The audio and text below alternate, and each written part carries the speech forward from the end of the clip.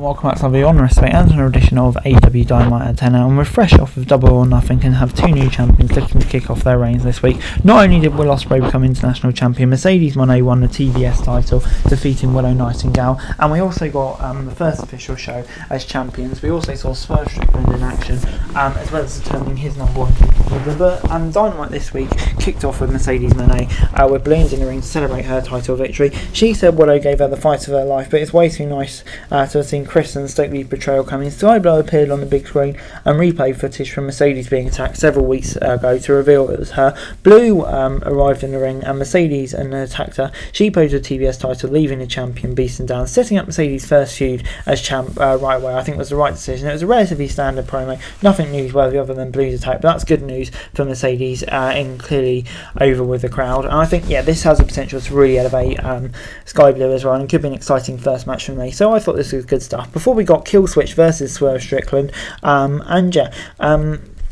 the powerhouse used his strength to dominate most of the action before the break. He took the champ out of the ring and inflicted all kinds of damage on him using steel steps and barricades. As expected, Swerve began to make the comeback when we returned. Not only is Killswitch not booked as a realistic threat to a champ, but he didn't have the patriarchy at ringside for support. Prince Nana stopped Killswitch from using a chair. A few minutes later, Strickland defeated him with a house call. Swerve cut off some of his opponent's hair and managed to get revenge for Killswitch, pulling out one of his dreadlocks a few weeks ago. So on the whole, I thought this was pretty decent and gets a 7 out of 10 from me. I think as a first kind of match that's pay per view, it did alright. Obviously got the sponsorship in there, which is good for AEW. But on the match then I thought it was pretty decent. Obviously Swerve was always going to get the win. Before it's time for Mox against Romero, Big Bill brought out Jericho for the first episode of his talk show called TV Time.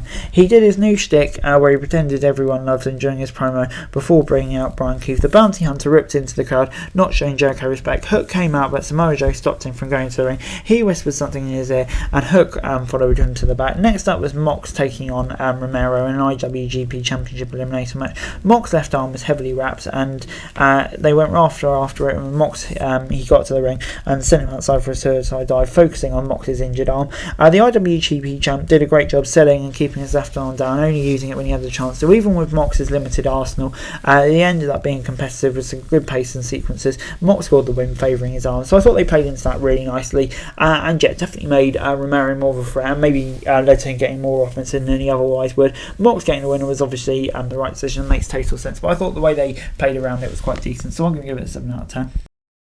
Don Callis then came out to offer a contract to Orange Cassidy. Orange Cassidy ripped it in half. Stoke and Stack came out and distracted OC2. Trent Beretta could attack him from behind.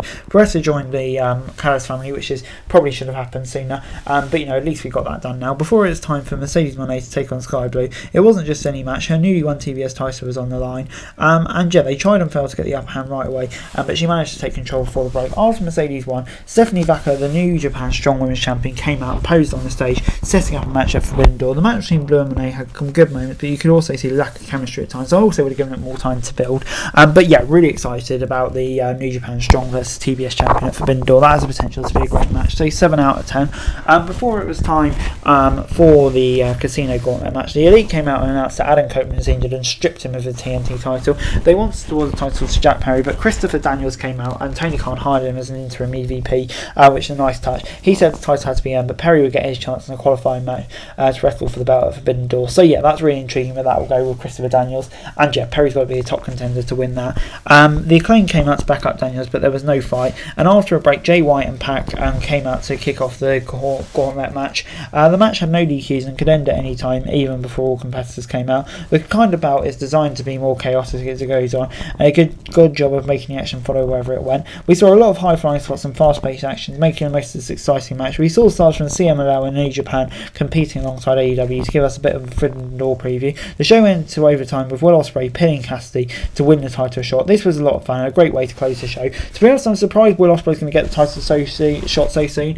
I guess it might end in a little bit of a smoz and potentially lead to something all in, maybe. I thought this was a really fun match. Ospreay getting the win was shocking, a match I'm really looking forward to. So on the whole, I'm going to give it a 7 out of 10. Overall, AEW Dynamite this week gets a 7 out of 10 from me. I thought, it was a really good show this week.